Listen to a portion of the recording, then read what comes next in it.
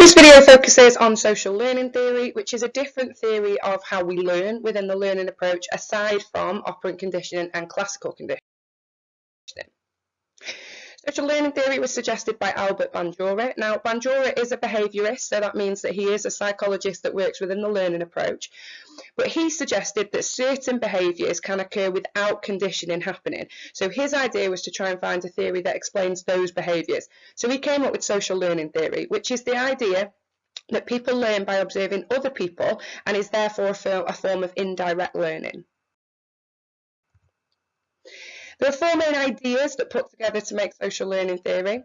So the first is the idea that a behaviour is modelled or seen by a role model. Now, this idea of a role model is absolutely core within social learning theory, and if you're writing an exam question about this, you have to refer to this idea of role models. Now, a role model might be anybody with a certain status or power. We obviously might think about celebrities, somebody with money and popularity. A lot of the time they're same sex, because leading into the next step, it's really important that for a role model to be a role model, that person has to identify with that role model. So, for example, you might spot a similarity with them that makes you want a similar lifestyle. So, for example, if you've got really short blonde hair and you're quite feisty, you might look at somebody like Pink and you might think, yeah, I'm really like that, therefore she's my role model, therefore I'm going to look at and copy her behaviour.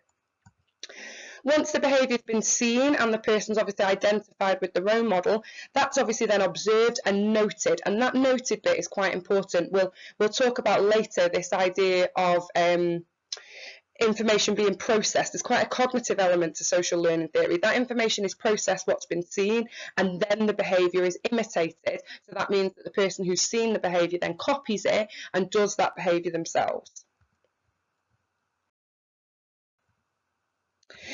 Vicarious learning is the idea that learning can also occur indirectly but through other people. So it isn't something necessarily that has to happen to you. It might be that you watch somebody else do a behaviour, for example, and get rewarded for that behaviour, and then you think, oh, I want that reward, or I want to be like that person, and therefore you copy their behaviour. Now that would be an idea or an example of vicarious reinforcement. So the idea of watching somebody else be reinforced for something and therefore you copy that. Or there might also be occasions where we have vicarious punishment, which might be a situation where you watch somebody steal something from the local shop, for example, and you think, oh, I really want that, and I want the ability to go and get something without having to pay for it, but then you watch the police come along and they get arrested, and you therefore learn from their behaviour through their punishment, and then you learn to not do that behaviour because you don't want the punishment. An example that links to media, which is quite an ongoing theme through your course, is the idea of heroes and villains within popular TV shows and movies.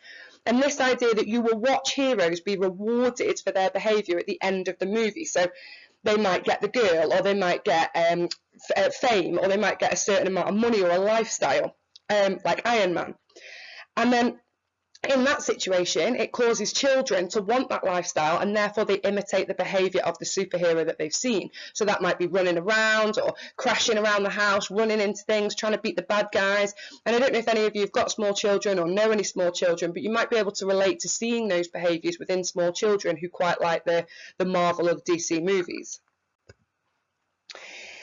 There are some conditions necessary for modelling to happen. Now, this is the bit that I always recommend that you remember: attention, retention, motivation, reproduction.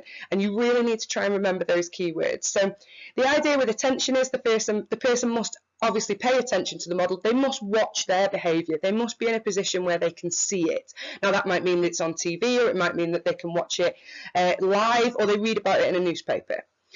Retention is this cognitive element that we talked about earlier. The observer must have the capacity in order to be able to remember the behaviour that's observed. So we're suggesting here that social learning theory isn't the best explanation for how babies learn, because we're almost arguing that they haven't got the cognitive function to be able to remember the behaviour. Reproduction is the second one, so the ability to replicate the behaviour. So, for example, if you're trying to copy how a catwalk model walks, then obviously there has to be an argument there that the person who's trying to learn that has to have the ability to walk. So again, this idea of a toddler isn't really able to imitate that behaviour because they haven't got the walking capacity. And then motivation is a really important one, which is this idea that the person who's watched the behaviour must want to copy it. Now, we can have internal and external motivation here, and for a high level answer, this is what you need to be talking about. So an intrinsic or an internal motivation might be a feeling that you experience. So I want to be like that person because I think it will make me feel good, or I want to copy that supermodel because I want to feel confident about myself. That would be an internal motivation. An external motivation might be because you want a belonging or you want a thing. So I want to copy that person because I want to drive that car. That would be an external motivation. The effects of modelling on behaviour, well, obviously this is a way of teaching new behaviour, but it can also change the frequency of previously learned behaviours. So in that sense, it might replace the behaviour that's already been learned, because obviously you would rather copy the behaviour that comes with some sort of a positive or a reinforcement at the end of it. It can also increase the frequency of similar behaviours. So if I sit at the table to eat my dinner, I get a pudding. Well, that therefore means that whenever I sit on the sofa and have a snack, I'm going to follow the same rules that I would at the dinner table. So I'm going to be really polite and I'm not going to spill anything.